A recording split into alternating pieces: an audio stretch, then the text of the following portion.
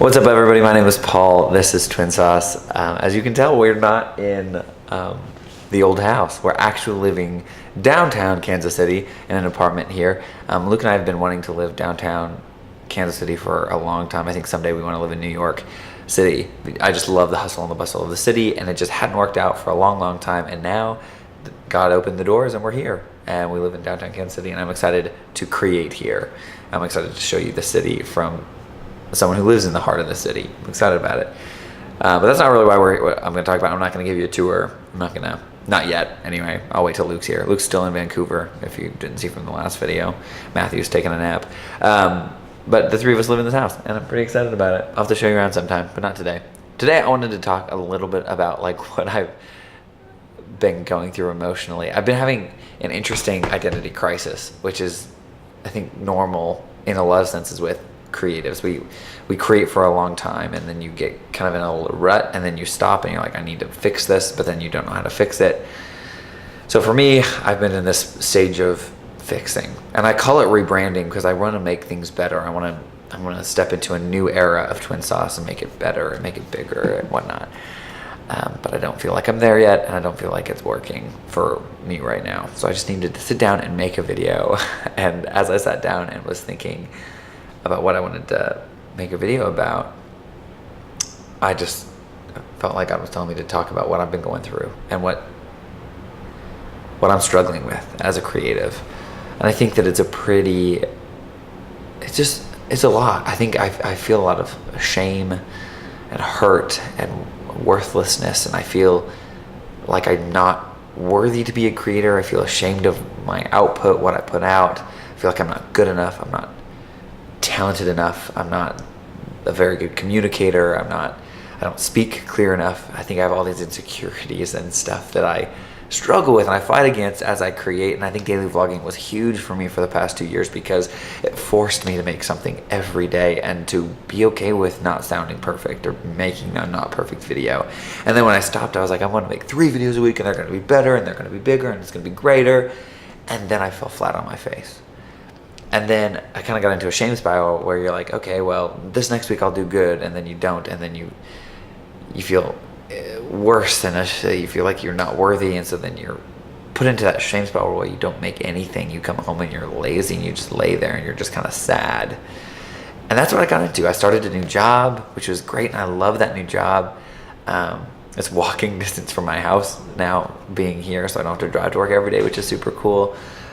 But I think that there was so much change happening, and I don't know what happened, but I haven't been creating, and I haven't felt inspired, and I haven't felt a lot of things. And all of this I say, not to make you pity me or not to make you say, oh, Paul, I'm so sorry. Don't worry about it. I'm fine.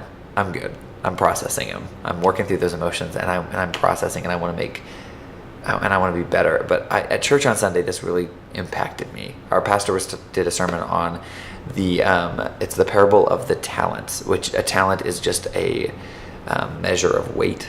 So for instance, in the parable, the master gives 3 servants, one servant 5 gold coins or 5 talents, which would be like 5 gold coins or a weight of 5 things, like ounces of something that was highly valuable.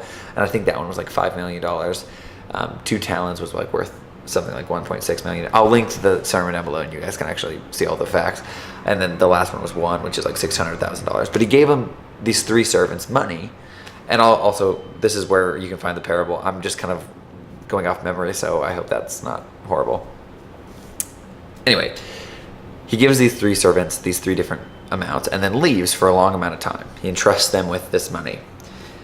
The first one flips it and makes double. So he starts with 5, and he gains 5 more. So he either started a business, or he did something in some form, had a couple side hustles. He did something to make more money. He ended up with doubling that sum of money by using that sum of money. So he had 10 at the end. The second one did the same thing. Had 2 talents, ended up with 4. The third one, what he did is he went and he buried his talent in the ground, or his gold coin in the ground. And then when his master came back, he went and got it. He didn't even put it in the bank. He didn't do none of that. He just buried it in the ground. He was afraid.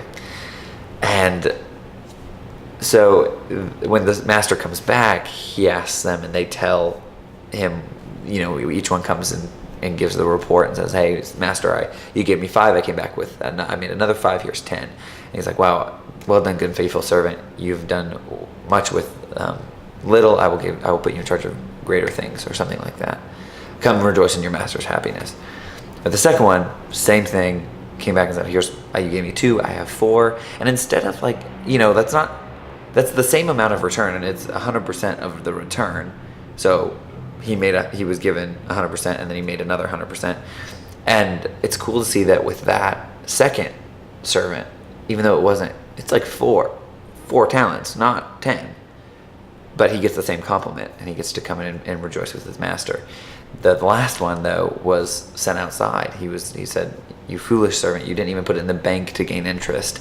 And he kicks him out of the house, and where there is burning and gnashing of teeth, which is a parabolic way that Jesus used a lot to talk about hell. And so parables are something that's allegorical in nature. So it's just kind of like a story to represent things. And so Craig explained this parable this way, and I thought it was really powerful for what I'm going through right now.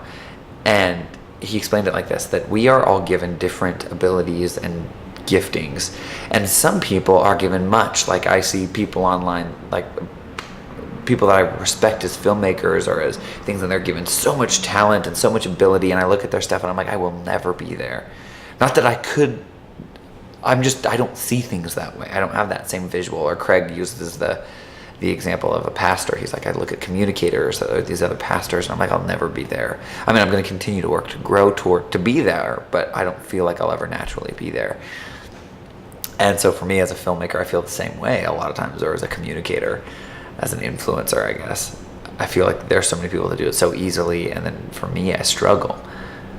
But it's interesting to see that God treats like what we do with those giftings, how we use them for God's glory. If we just sit around and sit on them and don't do anything with them, we get kicked out like that servant that only had the one that just buried it in the ground. He didn't do anything with it. But if I have these skills and these talents and these passions that God has given me, and I may not be the 5-coin servant that doubles it to make 10 coins. I may only be the 2-coiner. It doesn't matter.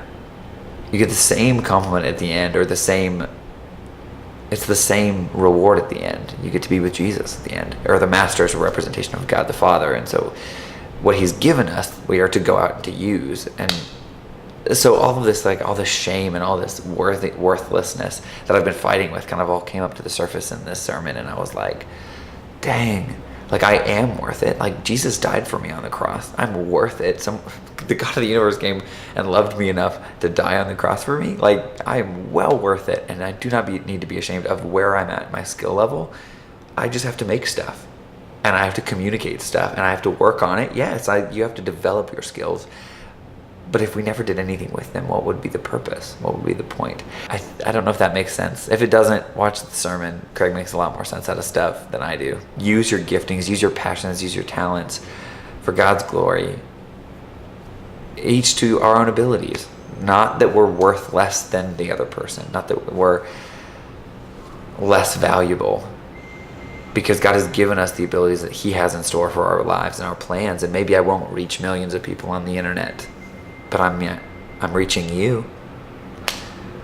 Anyway, that's all I got for you today. Hope that was encouraging, and we will see you in another video very soon. Don't die. Okay, bye.